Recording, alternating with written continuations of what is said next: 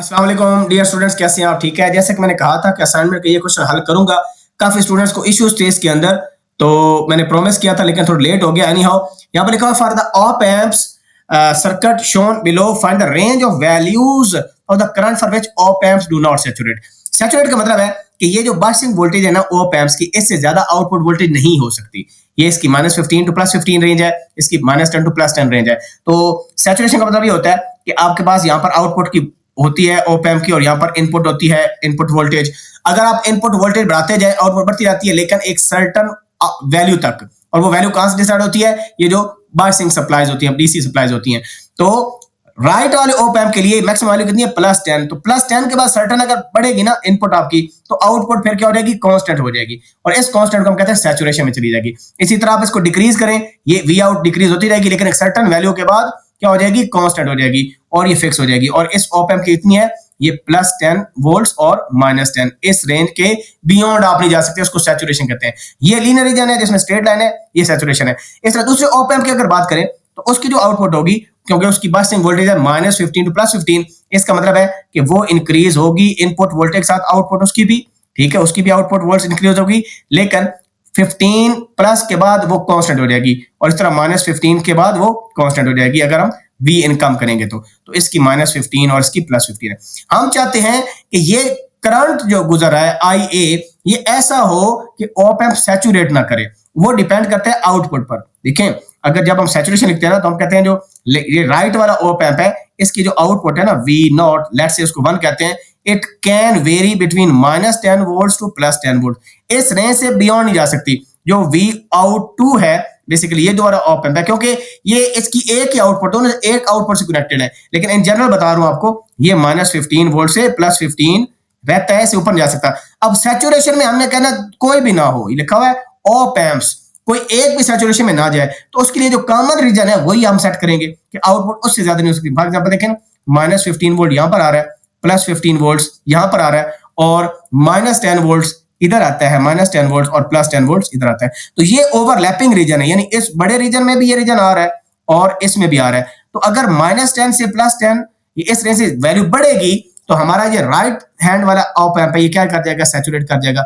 इस वजह से हमने जो आउटपुट लेनी है ऑप एम्प्स की, क्योंकि दोनों कॉमन कनेक्टेड है, इसको VO कह देते हैं, दोनों की कॉमन आउटपुट वोल्टेज है, ये -10 मिनिमम हो सकती है और मैक्सिमम +10, इससे एक्सीड नहीं कर सकती।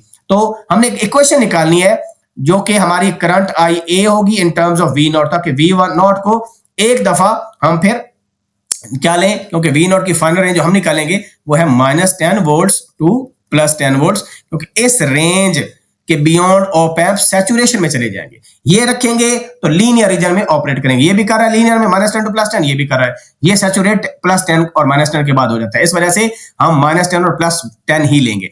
तो वो निकालने के लिए इक्वेशन हमें यहां पर वोल्टेज चाहिए, ठीक है, और इस नोड की भी वोल्टेज हमें चाहिए। तो वो निकालने के लिए हम क्या करते होते हैं? सबसे पहले ऑप एम्प्स की इनपुट पर वोल्टेज देखते हैं, क्योंकि हमें पता है जो आइडियल कैरेक्टरिस्टिक्स होती है कि जो V+ होती है, non terminal input voltage, that must be equal to जो इन्वर्टिंग टर्मिनल होती है वो दोनों बराबर होती हैं, और कोई करंट फ्लो नहीं करता into the input terminals of op amp 0 ampere, और ये आइडियल कैरेक्टरिस्टिक्स आपकी पास होती है। तो लेट्स से ये देखें, ये ग्राउंड आपके पास है, तो ये भी क्या हो जाएगा? ग्राउंड। और ये वोल्टेज क्या हो रही है? राइज हो रही है। माइनस से प्लस जाए तो वोल्टेज राइज होती है, इंक्रीज। तो कैसे करते हैं? जो वोल्टेज यहां पर है, यहां पर 0 वोल्ट है, और ये लेबल्ड वोल्टेज कितनी है? +2। तो माइनस से प्लस जा रहा है, तो इसमें ऐड कर दें इस वोल्टेज 0 + 2 2, तो इसका मतलब है नॉन इन्वर्टिंग टर्मिनल पर +2 आ जाएगा। सिमिलरली हमें पता है बाय दिस रूल, तो जो इन्वर्टिंग टर्मिनल पर वोल्टेज होगी वो भी सेम होगी, क्योंकि हमें V+ पता चल गया, V- भी वही है लेफ्ट वाले का। तो इसका मतलब है अगर ये 2 वोल्ट है, तो ये नोड आपस में कनेक्टेड है, तो V0 भी कितना हो गया? 2 वोल्ट हमारे पास हो गया। सिमिलरली राइट हैंड साइड से हम आते हैं, और राइट हैंड साइड में अगर आप नोट करें तो आपके पास ये ग्राउंड है, तो इसका मतलब ये 0 वोल्ट है। अगर ये 0 वोल्ट है तो आप देखिए फॉल हो रहा है, प्लस से माइनस जा रहे हैं, तो कैसे करते हैं? इस वोल्टेज में से माइनस कर देंगे ये मार्क वैल्यू, 0 - 2 क्योंकि प्लस से माइनस जा रहे हैं, तो हमारे पास क्या हो जाएगा? ये -2 वोल्ट हो गया। ये V+ आ गया -2, इसका मतलब जो V- है वो भी कितना हो जाएगा? -2 वोल्ट। तो इसका मतलब ये को एक ही नोड है, तो ये भी -2 वोल्ट आ गया। अब देखिए, हमने V0 निकाल लिया 2 वोल्ट, लेकिन हमें क्या निकालना है? हमें तो करंट की रेंज निकालनी है। So we have to construct an equation of IA in terms of V0।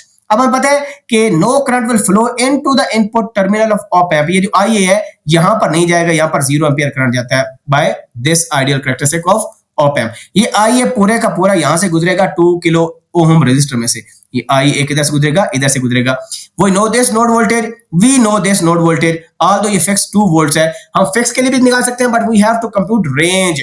तो रेंज के लिए हमें पता है कि जो IA होगा वो किसके बराबर होगा, वो इस नोड से फ्लो कर रहा है, so this starting node, because हम कैसे IA निकालते हैं, जिस नोड से स्टार्ट कर रहे हैं जिसकी तरफ जा रहा है, this voltage minus this divided by जो रेजिस्टर होता है, ठीक है, -2 volts minus V not divided by 2 kilo ohm. ये आपके पास होगी इक्वेशन 1। इसमें हम मल्टीपल वैल्यूज पुट करेंगे, आंसर आ जाएगा।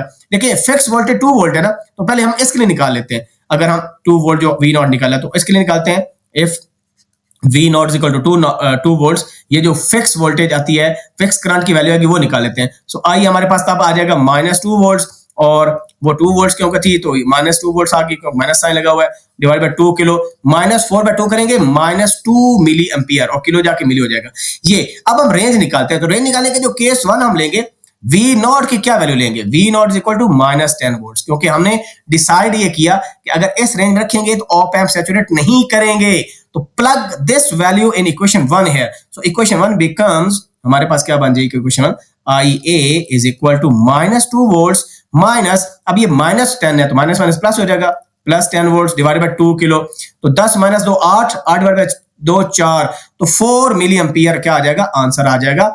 सिमिलरली हम अब V नॉट की वैल्यू क्या लेंगे, +10 वोल्ट्स लेंगे, जो मैक्सिमम हो सकती है, ठीक है।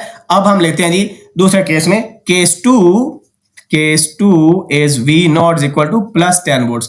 प्लग इन इक्वेशन 1 हमारे पास क्या आ जाएगा, -2 -10, क्योंकि V नॉट +10 है तो नेगेटिव साइन है, तो हमारे पास जो IA की वैल्यू आ जाएगी that is -2 volts -10 volts divided by 2 kilo, and -12/6 -6 milliampere. तो हमें IA की रेंज का पता चल गया कि मिनिमम वैल्यू कितनी हो सकती है, -6, मैक्सिमम कितनी, +4। So IA can vary between -6 milliampere टू 4 मिली एम्पियर। और जो हमारे पास फिक्स वैल्यू आई थी V नॉट की, वो क्योंकि 2 वोल्ट थी, और उस वजह से हमने करंट चेक किया था, -2 मिली एम्पियर आया था। तो देखें ये इस रेंज में आ रहा है कि नहीं आ रहा, -6 मिली एम्पियर आपका यहाँ पर कहीं होगा, और +4 मिली एम्पियर आपका कहीं यहाँ पर होगा, और -2 मिली एम्पियर हमारा आंसर आया था, कितना आया था, यहाँ पर आया था -2 मिली एम्पियर।